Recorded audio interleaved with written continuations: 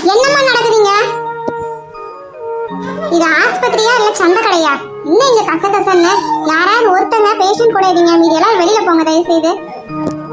உன்னால தாண்டி இங்க இவ்வளோ பிரச்சனை. முதல்ல நீ வெளியில போட்டி. ஆமா ஆமா, நான் இருந்தா உன் தங்கச்சி எதுவும் பேச முடியாதுல்ல, நான் போயிடுறேன். உங்க அண்ணி பேசுறது எதுவும் நினைச்சு தப்பா நினைச்சுக்காது தாயி.